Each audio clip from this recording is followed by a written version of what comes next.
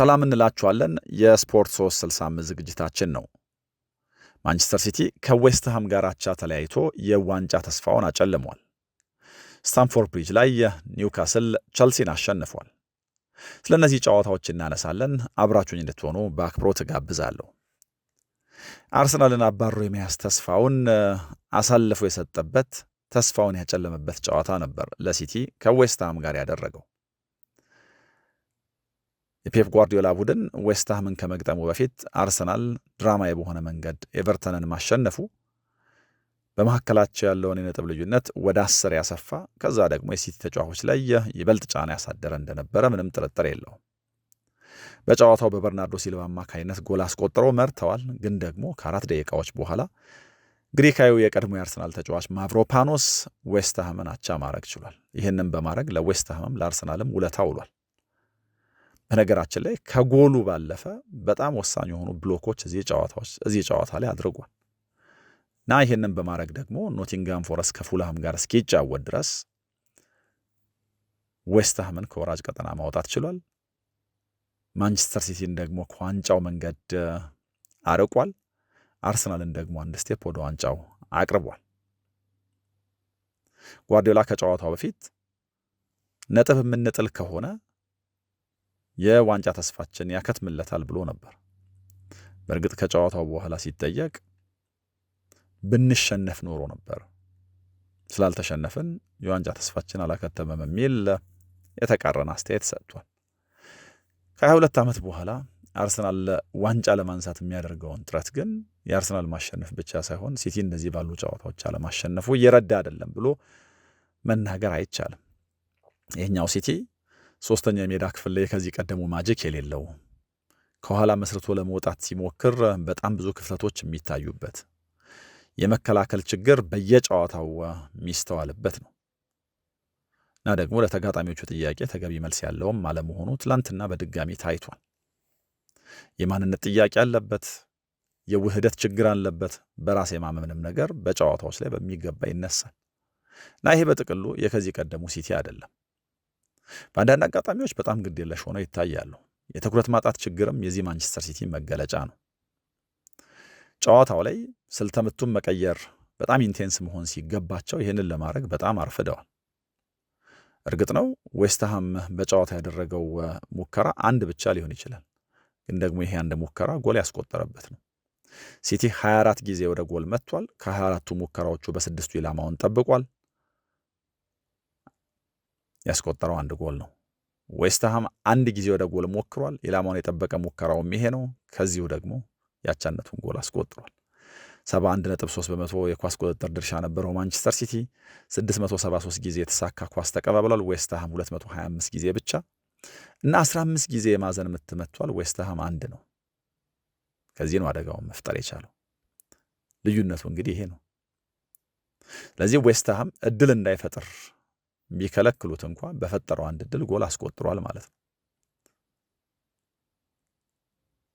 የዌስትሃም የመከላከል ጥንካሬ ከጨዋታው የሆነ ነገር ይዞ ለመውጣት በጣም ትልቅ ቁልፍ ነበር። የሆነ ነገር ማድረግ እንደሚችሉ ከጨዋታው ነጥብ መጋራት እንደሚችሉ በሚገባ አምነው ነው የተከላከሉት፣ አድርገውታል። ለሲቲ ግን ከዚህ በኋላ የሚደረጉ ጨዋታዎች ደግሞ የበለጠ ፈተና ያለባቸው ናቸው። ማክሰኞ ምሽት የ3 ጎል ዴፊሲቱን ለማካካስ ከማድሪድ ጋር በሻምፒየንስ ሊጉ ይጫወታል። እንደዚህ ያለው ጨዋታ ደግሞ አካላይም አእምሯዊም ድካም ይዞ የሚመጣ ነው። ያለውን ሁሉ የሚሰጥበት ጨዋታ ስለሚሆን ከዚህ የሻምፒየንስ ሊግ የማድሪድ ጨዋታ በኋላ ደግሞ በካራባኦ ካፕ ፍጻሜ አርሰናልን ይገጥማል። ጨዋታውን የጀመሩት ዌስትሃሞች ኳስ እንዳያገኙ ከራሳቸው ሜዳ እንዳያወጡ በመከልከል እንደዛ በማድረግ ነበር። ለነገሩ ማንቸስተር ሲቲ እንደዚህ ባያደርግ ዌስትሃምም ምቾት ተሰምቶት ኳስ ይዞ የሚጫወት ቡድን አይደለም። ኑኖ ኤስፒሪቶ ሳንቶ ከሲቲ ጋር በሚደረግ ጨዋታ ቡድናቸውን ኳስ ተቋጥራችሁ ተጫወቱ እንደማይሉ እርግጠኞች ነን። ይልቁን በባክ 5 ሲቲ የሆነ ስህተት ቢሰራ በመልሶ ማጥቃት ጎል የማስቆጠር ዓላማ ይዘው ነው የተጫወቱት።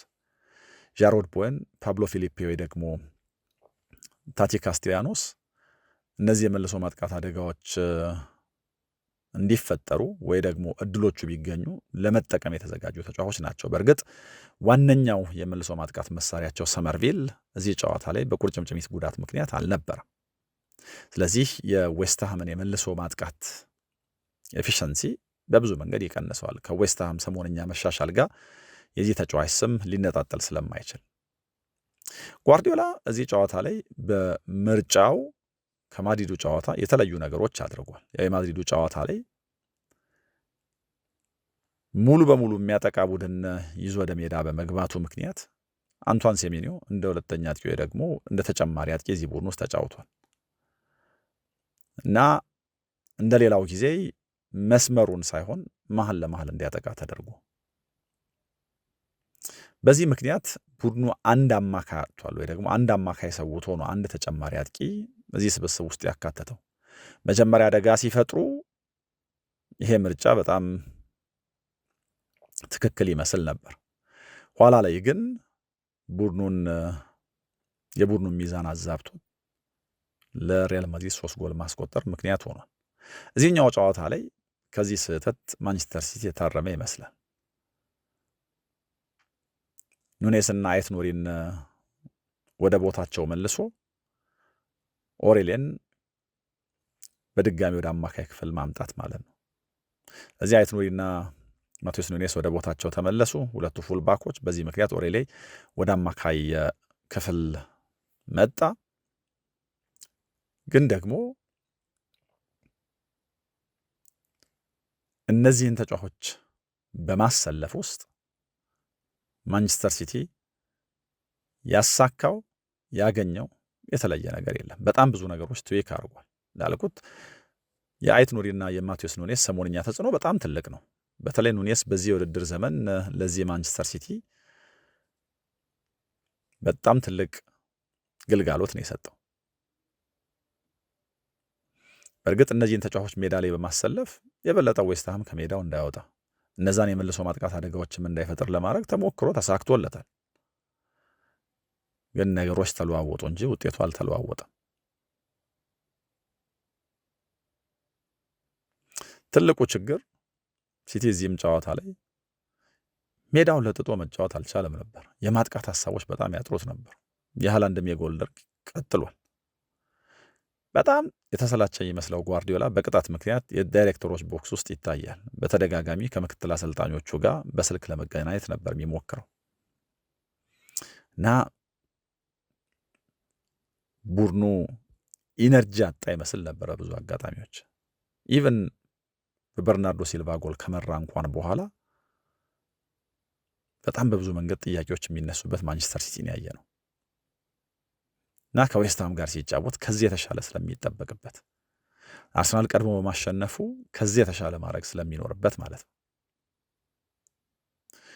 እና ዌስትሃም ግን ከማንቸስተር ሲቲ ጋር ባደረገው ጨዋታ ከምንም በላይ ያስደነቀኝ የተከላከለበት ጥንካሬ ብቻ ሳይሆን በጣም በቶሎ መልስ የመለሰበት መንገድ ነው። ለበርናርዶ ሲልቫ ጎል ዶናሩማ እዚህ ላይ ስህተት ሰርቷል። ዶናሩማ በዚህ ውድድር ዘመን ማንቸስተር ሲቲ እዚህ ምዕራፍ ላይ ከአርሰናል ጋር እየተፎካከረ ካለ ዋነኛው ምክንያት ነው ብሎ መናገር ይቻላል። ግን እዚህ ጨዋታ ላይ ስህተት ሰርቷል እና ደግሞ ስህተቱ ወደ ጎልነት ተቀይሮ ተቀጥቷል። ከጨዋታው በጥቅሉ የማቴዎስ ፈርናንዴዝ ፊል ፎደን ላይ የተወረደ ታክል ማርጌ መጨረሻ ላይ አገባው ሲባል የሳተው ኳስ ትልቅ መነጋገሪያ ናቸው። በዚህ ምክንያት ከጨዋታው በኋላ የዋንጫ ፉክክሩ አበቃለት፣ አሁን ሙሉ በሙሉ ዋንጫ ያርሰናል ነው ምናምን የሚሉ ጥያቄዎች ተጠይቀዋል። እርግጥ ነው የዋንጫ ፉክክሩ ላይ ትልቅ መልእክት ያለው ነበረ ጨዋታው። ግን ደግሞ የዋንጫ ፉክክሩ ሙሉ በሙሉ አብቅቶለታል ለማለት በጣም አዳጋች ነው።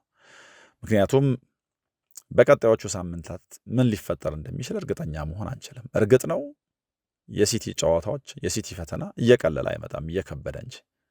ለዚህ አርሰናል ከዚህም በኋላ በሚደረጉ ጨዋታዎች የራሱን እድል በራሱ መወሰን እንዲችል ሆኗልና በራሱ ጨዋታዎች ማሸነፍ ከቻለ ስለ ሲቲ ጨዋታዎች ማውራት የግድ አይደለም። ግን ደግሞ በሂሳብ ስሌት ነገሩ እስኪያልቅ እስኪያበቃ ድረስ የዋንጫ ፉክክር የለም ብሎ መናገር አይቻልም። ያለምንም ጥርጥር ማለት የምንችለው ነገር ግን የሲቲ እንደዚህ ያለ አቋም አርሰናልን የበለጠ ወደ ዋንጫው አንድ ስቴፕ እያቀረበው እንዳለ ነው። ሲቲ በጣም ብዙ ነገሮች ትዌክ ለማድረግ ሞክሯል። ታክቲካሊ ጓርዲዮላ ብዙ ነገሮች ለመለወጥ ሞክሯል። ግን የጓርዲዮላ የስልክ ጥሪ የቀየረው ነገር አልነበረም። በመካከላቸው ያለ የነጥብ ልዩነት መጨረሻ ላይ ወደ 9 ከፍ ብሏል። ሃላንድ እንደተለመደው ጎል ሊያስቆጥርላቸው አልቻለም እና የሃላንድ ፌቨራይት ቡድን እንግሊዝ ውስጥ ዌስትሃም ነበር። ከዚህ በፊት በ7 ጨዋታ 11 ጎል አስቆጥሮባቸው ነበር። ግን ደግሞ በሁሉም ውድድሮች አሁን ለ4 ተከታታይ ጨዋታዎች ነው ጎል ያስቆጠረው። እንግዲህ መጀመሪያ ሲቲ እዚህ ጨዋታ ላይ የመረጠው ፎርሜሽን ወይ ደግሞ የተሰለፈበት መንገድ ሃላንድ የማጥቃቱን ኃላፊነት ከማርሙሽ ጋር እንዲጋራ ያደረገ ነበር እና በጣም አጥቦ ነበር ሲቲ የሚያጠቃው። ግን ደግሞ ከተደራጀ የዌስትሃም መከላከል ጋር በፍጹም ሊሰራ አልቻለም ይሄ ነገር እና ከኳስ ጋር በጣም ዝግ ያለ ነበር ማንቸስተር ሲቲ እና ሃላንድም በተፈለገው ልክ ተጽዕኖ መፍጠር አልቻለም። ኋላ ሁለተኛው አጋማሽ ላይ ሃላንድን የበለጠ እንደ ብቸኛ አጥቂ ለመጠቀም ሴሜንዮን ወደ መስመር መግፋት አስፈላጊ ነበር። መጀመሪያ ከማርሙሽና ከሃላንድ ጀርባ ነበር የተጫወተው እና ይህንን ሲያደርጉ ሃላንድ ወደ ጥልቅ እየመጣ እንደ ተጨማሪ አማካይ ለመጫወት የቡድኑን ቢልዳፕ የተሻለ ለማድረግ ሙከራ አድርጓል። ግን ደግሞ በጣም ብዙ እድሎች አላገኘም። ያገኛቸውንም እድሎች አልተጠቀመም። ምናልባት ጨዋታው ላይ ልዩነት ፈጣሪ አጋጣሚ ከነበረ የሼርኪ ተቀይሮ መግባት ነው እና ወዲያው ተቀይሮ እንደገባ ሃላንድ ጎል ማስቆጠር የሚችልበት የሚመስል እድል ሰጥቶት ነበር። ግን ደግሞ ሃላንድ አልተጠቀመም። ሌላኛው ጀሬሚ ዶኩ ነው ተቀይሮ የገባው። እንደዚሁ ለሃላንድ እድል አመቻችቶለት ነበር። ግን ደግሞ ሃላንድ ይህንንም እድል በሚገባ አልተጠቀመም እና ሰሞንኛው የሃላንድ ብቃት በጣም ብዙ ጥያቄዎች የሚያስነሳ ነው እና እዚህ ወሳኝ ጨዋታ ላይ በ7 ጨዋታ 11 ጎል ያስቆጠረበት ቡድን ላይ አይኑን መግለጥ አልቻለም። ያኛው ከጨዋታ ጋር ልናያይዘው ወይ ደግሞ ልናነሳው የሚገባን የዚህ ዴቪድ ሲልቫ ጎል ጉዳይ ነው። እንግዲህ ለቡድን አጋሮቹ አስቤው ነው ብሏል ነው የተባለው። ወዲያው የወጡ ሪፖርቶች ስናይ ግን ደግሞ ለሃላንድ ለመስጠት ያሰበው ኳስ ነበር የሚመስለው የመጀመሪያ ጎሉ ሲቆጠርና የሰውነት ቋንቋውም ያንን ነው የሚያሳብቀው። ማንቸስተር ሲቲ በጥቅሉ በዚህ ጨዋታ ማረግ ባለበት ልክ አላረገም፣ መሞከር ባለበት ልክ አላደረገም። በዚህ ምክንያት የአርሰናልን የዋንጫ መንገድ የበለጠ እያሳመረ ይመስላል እና አርሰናልን አባሮ የመያዙ ነገር በጣም ከባድ እየሆነ መጥቷል። የሲቲ ተጫዋቾች እያሟሟቁ እያለ ነው የአርሰናልን የማሸነፊያ ጎሎች የሰሙት። ይሄ ተጽዕኖ ፈጥሮባቸዋል ወይ? ምንም ጥርጥር የለውም። ተጫዋቾች ላይ ተጽዕኖ ይፈጥራል። ጫና ውስጥ እንደሚከታቸው ጥርጥር የለውም። ግን ይሄኛው ማንቸስተር ሲቲ ከዚህ ቀደሙ ማንቸስተር ሲቲ አይመስልም ስል በእነዚህም ምክንያቶች ነው። በሁለተኛው አጋማሽ በጣም ደካማ ማንቸስተር ሲቲ ማየት ከጀመር ሰንብተናል። የጓርዲዮላ ቡድን የዴብዝ ችግር ያለበት አይደለም። ብዙዎች እንደሚሉት ከተጠባባቂ ወንበር የሚነሱት ተጫዋቾች በራሳቸው ለሻምፒየንስ ሊግ ኳሊፋይ ማድረግ አቅም ያላቸው ናቸው። ግን ጨዋታው የሚያስፈልገውን ፍጥነት፣ ጨዋታው የሚያስፈልገውን ጥድፊያ ሊያሳዩን አልቻሉም። የሁለተኛው አጋማሽ ቅያሪያቸው ጨዋታው ላይ ልዩነት ለመፍጠር ሙከራ ያደረጉበት ነበር። ቅድም ያልኩት የሼርኪ ምናምን ጉዳይ ግን ደግሞ የታሰበውን ውጤት መጨረሻ ላይ አላመጣላቸው እና በዚህም ምክንያት ከአርሰናል ጋር ያላቸው የነጥብ ልዩነት ወደ 9 ሰፍቷል እና የአርሰናልን የዋንጫ መንገድ የበለጠ እያመቻቹ ይመስላል። የዚህ ውድድር ዘመኑ ሲቲ በጨዋታ ባህሪው ከዚህ ቀደሞቹ ሲቲ የሚለይ አሁን እያየን እንደመጣ ነው። አይምሬ መሆን ያቃተው ጎል እያስፈለገው ጎል ማስቆጠር የማይችል ሆኗል። ይህንን እንግዲህ በቀጣዮቹ ጨዋታዎች ቀይረው ካልመጡ የሲቲ ዋንጫ መንገድ ሙሉ በሙሉ ዝግ ይሆናል። በጣም ብዙ የአርሰናል ደጋፊዎች ከዚህ የሲቲ ፐርፎርማንስ በኋላ ዋንጫ የኛና የኛ ነው የሚል መደምደሚያ ላይ ደርሰዋል። እናንተ በአስተያየታችሁ ትላንትና ሲቲ አቻ በመውጣቱ አርሰናል ደግሞ በማሸነፉ የዋንጫው ነገር አልቆለታል ትላላችሁ ወይ? ልታጋሩኝ ትችላላችሁ። የቸልሲን ጉዳይ ደግሞ እናንሳ። እዚህ ጨዋታ ላይ ከቸልሲ ደካማነት ከቸልሲ ሽንፈት ይልቅ በጣም ትልቅ ትኩረት የሳበው ነገር የዳኛው ፖል ቴርኒ እና የእሳቸውን ድርጊት ተከትሎ የቸልሲው አሰልጣኝ ሮሴኒየር የሰጡት አስተያየት ነው። ያው ከናፖሊ የሻምፒየንስ ሊግ ጨዋታ በኋላ እንደምታስታውሱት ወይ እንደምታውቁት የቸልሲ ተጫዋቾች የመጀመሪያው አጋማሽና ሁለተኛው አጋማሽ ሲጀመር መሀል ሜዳው ላይ ተቃቅፈው ክብ ይሰራሉ እና ኳሷን መሀል ላይ ያደርጓታል። እንግዲህ ይሄ የሆነ አይነት አጉል ልማድ ነው? ተጋጣሚው ላይ የሆነ ጫና ለመፍጠር የሚደረግ ነገር ነው ወይስ ደግሞ ምንድን ነው? በጣም ብዙ ጥያቄዎች ተነስተውበታል እና የተቃራኒ ቡድን ደጋፊዎች፣ ተጫዋቾች፣ ተንታኞች ሳይቀሩ በጣም በብዙ መንገድ ያነሱት የተቹት ጉዳይ ነው ይሄ እና ትላንትና ፖል ቴርኒ ያው ኒውካስልን ኳስ ለማስጀመር መሀል ላይ በቆሙበት አጋጣሚ የቸልሲ ተጫዋቾች ይህንን ክብ ሰርተው ነበር እና ቴርኒ ይህንን ክብ ለቀው የመውጣት ፍላጎት አልነበራቸውም። በዚህ ምክንያት የቸልሲው አሰልጣኝ ሊያም ሮሴኒየር በጣም ተበሳጭተዋል።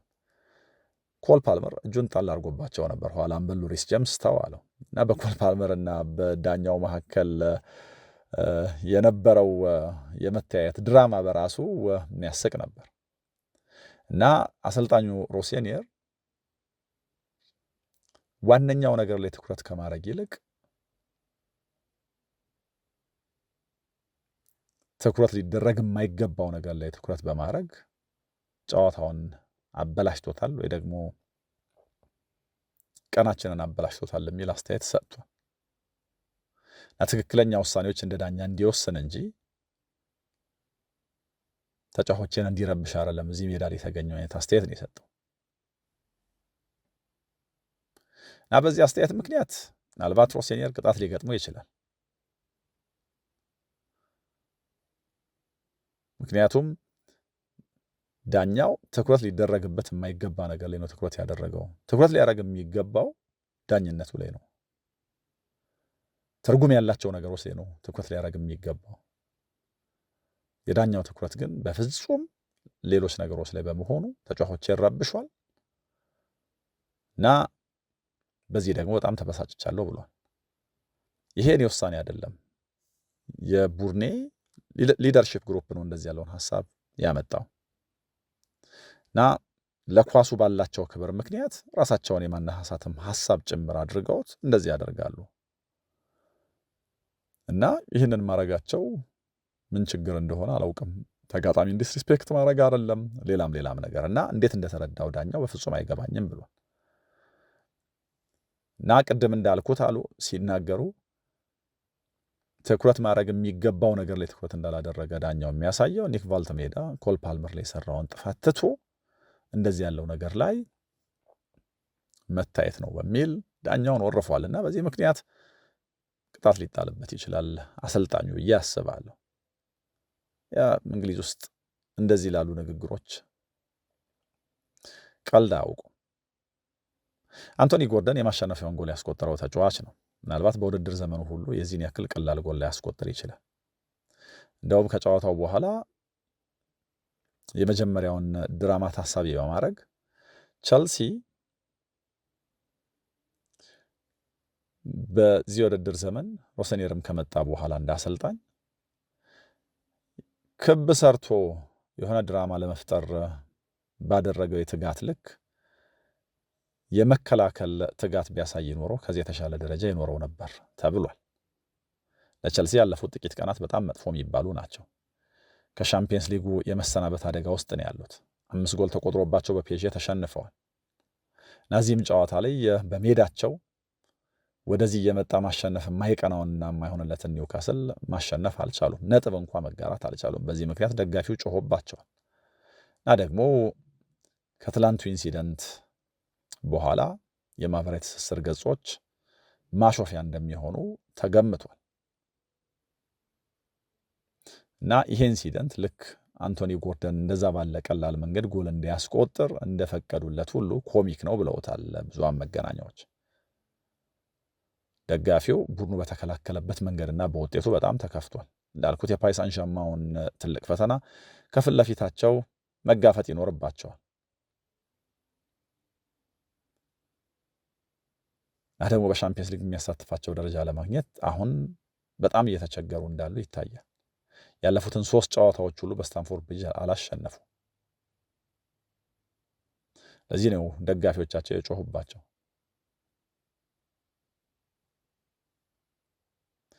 ዲስትራክሽን ሆኗቸዋል ወይ የዳኛው እዛ ከበባ ውስጥ መገኘት? እኔ አሳማኝ ምክንያት ነው ብዬ ማንሳት አልችልም። የተለየ ትርጉም ከሌለው በስተቀር መሰባሰባቸው ምናልባት የዳኛው ይህንን ማድረግ በተለየ መንገድ ጥያቄ የሚያስነሳ ወይ ደግሞ ልንነጋገር የምንችልበት ነገር ሊሆን ይችላል። ግን አሰልጣኙ እንዳሉት ትልቅ ዲስትራክሽን የሆነብን ይሄ ነው፣ ትልቅ ጥያቄ ያነሳል። ካይሴዶ እዚህም ጨዋታ ላይ ቢጫ ካርድ ተመልክቷል። በቀጣዮች 2 ጨዋታዎች ቢጫ ካርድ የሚመለከት ከሆነ የ2 ጨዋታ እግድ ይተላለፍበታል እና የከዚህ ቀደሙን ካይሴዶ ባለፉት ጥቂት ጨዋታዎች ቸልሲ ማየት አልቻለም። ተቀይሮም ሲወጣ ብስጭቱ ይህንን የሚያሳይ ነው። ኒውካስል በመጀመሪያ ሙከራው ነው ይህንን ጎል ያስቆጠረው እና ለቲኖ ሊቭራሜንቶ የቸልሲ አማካይ የከፈተው ክፍተት ኳሱን እየነዳ ሲመጣ ለ2 ነው እንደ ቀይ ባህር የተከፈለው ተብሏል እና በጣም የሚያስደንቅ ነው።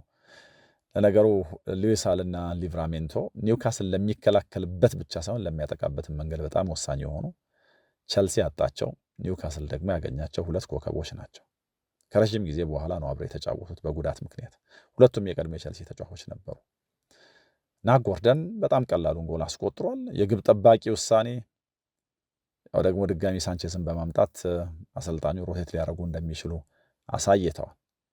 ዴላፕ ተቀይሮ ከገባ በኋላ በመጠኑ የተለወጠ የተነቃቃ ቡድን አይተናል። ግን ደግሞ ከዚህ ጨዋታ ነጥብ እንኳን መጋራት አልቻሉም እና የቸልሲ ጨዋታዎች የቸልሲ ፈተና በጣም ከባድ እየሆኑ መጥተዋል። ሮሴኒር ከመጣ በኋላ እንደ ቡድን ጎሎች ያስቆጥራል፣ ግን ደግሞ ጎሉን የሚከላከልበትን መንገድ በጣም ትልቅ ጥያቄ ነው። በዚህ ውድድር ዘመን ለነገሩ በጥቅሉ ቸልሲ ከ47 ጨዋታዎች በሁሉም ውድድሮች 13 ክሊንሺት ብቻ ነው የጠበቀው እና ከነዚህ መካከል በሮሴኒር አሰልጣኝነት ስር 3ቱ ብቻ ናቸው ክሊንሺት የተጠበቀባቸው። ብሬንትፎርድ፣ ፓፎስ እና ሃል ሲቲ ጋር የተደረጉ ጨዋታዎች። ፓፎስ እና ሃል ሲቲ እንዴት ያሉ ተጋጣሚዎች እንዳሉ እንግዲህ መገመት ቀላል ነው። ለዚህ መከላከል ለዚህ ቡድን በጣም ትልቅ ችግር እንደሆነ እንረዳለን። ዲፌንሲቭሊ በጣም ፍራጃይል ነው እና ይህንን ጥያቄ መመለስ ይኖርባቸዋል አሰልጣኙ። እነዚህ ጥያቄዎች የማይመለሱ ከሆነ ከፊት ለፊታቸው ያሉ ፈተናዎች የበለጠ ከባድ እንደሚሆኑ ምንም ጥርጥር የለው። ኒውካስል ወደ ሻምፒየንስ ሊግ የሚያደርገው ግስጋሴ በጣም ከባድ ነው። 5ኛ ደረጃ ላይ ከተቀመጠው ቸልሲ በ6 ነጥብ ያንሳሉ። ትልቅ ፈተና ይጠብቃቸዋል። ግን ደግሞ እንደ ቸልሲ አይነት ቡድን ከፊት ለፊታቸው ካለ እንደዚህ ባለ ፐርፎርማንስ ኒውካስሎች ተስፋ የማያደርጉበት የተለየ ምክንያት የለም። ለአሰልጣኙ ሮሴኒር ቀጣዩ የሻምፒየንስ ሊግ ፈተና ራሱን የቻለ አደጋ ይዞ ይመጣል። ከዛ በፕሪሚየር ሊጉ እንደ ሲቲ ካለ ተጋጣሚ ጋር ጨዋታ ይጠብቃቸዋል። እነዚህ ሁሉ ነገሮች የአሰልጣኙንና የቸልሲን የቀጣይ ውድድር ዘመን ሼፕ የማድረግ አቅም አላቸው እና አሰልጣኙ እንዳሉት ዳኛው ሌላ ነገር ላይ ትኩረት አድርገው ሊሆን ይችላል። ቸልሲም ግን እንደ ቡድን ትኩረት ማድረግ ያለበት ነገር ላይ ትኩረት ከማድረግ ይልቅ ሌሎች ነገሮች ላይ አይኑን ማሳረፉ ዋጋ እያስከፈለው ያለ ይመስላል እና ለቸልሲ ደጋፊዎች ጥሩ የሚባሉ ቀናት አልነበሩም ያለፉት ቀናት። እንግዲህ ከሻምፒየንስ ሊጉ ጨዋታ ጀምሮ ቸልሲ እንዴት ባለ መንገድ ቀጣዮቹን ጨዋታዎች ያደርጋል የሚለው ትልቅ ጥያቄ ነው። እነዚህ ጨዋታዎች ላይ እናንተ የታዘባችሁትን አጋሩን። በሌሎች ጉዳዮች ተመልሼ እመጣለሁ። አብራችሁኝ ስለነበራችሁ ምስጋና የላቀ ነው። ሰላም ሁኑ።